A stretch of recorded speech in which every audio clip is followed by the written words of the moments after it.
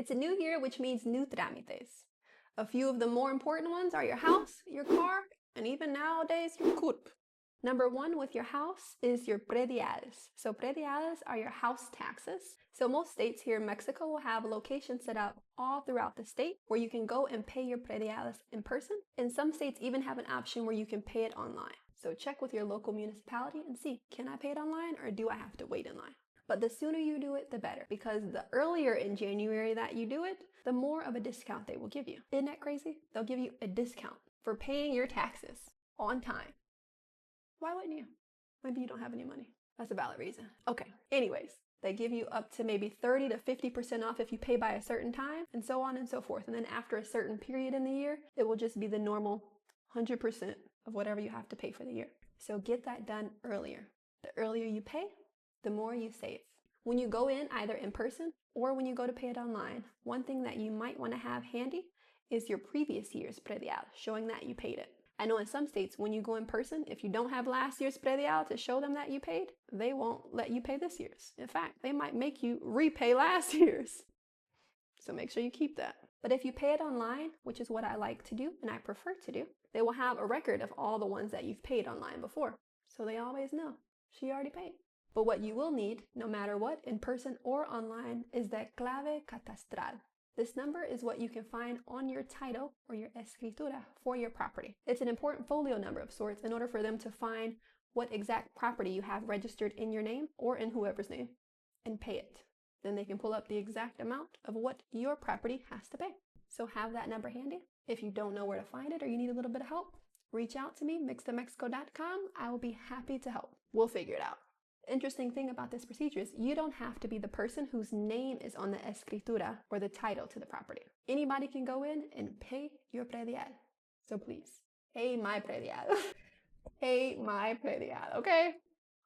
Some offices may require the person who comes in, whose names might not be on the escritura, to have a poder, or like a power of attorney of sorts. Some just require the basic one, and some want a poder notario.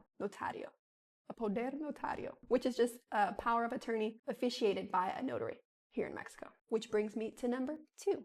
Number two is your car. Every 3 to 5 years, certain states in Mexico require you to get new license plates. And then some require you to get tenencias every year. And then some you have to renew your tarjeta de circulacion. So there's many different procedures or processes that you might need to get renewed each year with your car.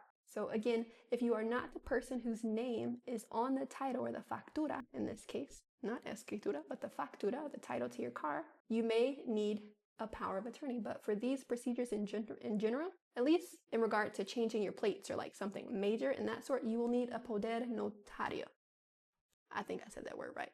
You need a poder notario. They will not accept the basic poder. An important thing to note with these poders, whether that be the basic one or the notary one, they have to be as specific as possible. So you put the person's full name as it appears on their INE. You put the exact procedure that you want to get done. So if you're paying their predials, you want to put the escritura number, the catastral number. You want to put everything that you can and let them know the exact procedure that you want to do, how you will pay, everything.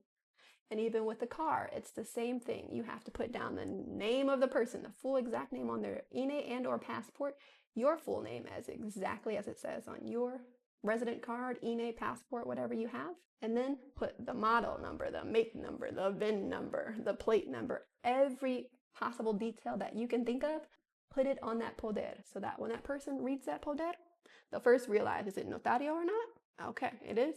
Let me make sure all the details are correct. And then if it is, they will proceed with the procedure. It seems like an unnecessary step, but there is a lot of fraud here in Mexico. So they do this as a necessary, helpful step. So I apologize if it's cumbersome, but I didn't make the rules.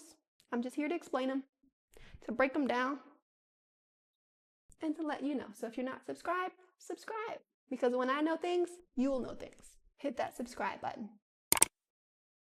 A third thing you might want to take into account this year specifically is making sure you have the most up-to-date CURP, making sure that most up-to-date CURP is attached to your phone plan, whether that be a landline or a cell phone. Just going to your carrier and giving them your CURP, because it's very likely that that will be an official requirement going into effect. in all of Mexico. So get ahead of the curve. If you need help with locating your CURP or downloading it as a free process, I'll leave a link to a video that I made up here. And a second thing in regards to the CURP is currently they are in the process of rolling out a biometric CURP in which they will take your photograph, your iris, and your fingerprints, as well as your electronic signature, very much so like the RFC from a few years ago. As they roll out this biometric CURP, it may also become obligatory. So keep your eyes on the lookout. So again, pay those predials, keep your car up to date so that the police can stay away from you, and get your most up-to-date CURP attached to your phone number at the minimum, and then just be on the lookout for this biometric CURP and what's going on. Mixedinmexico.com. If you have any questions about anything related to Mexico, feel free to reach out to me. I'd be happy to help. We gonna find the answer.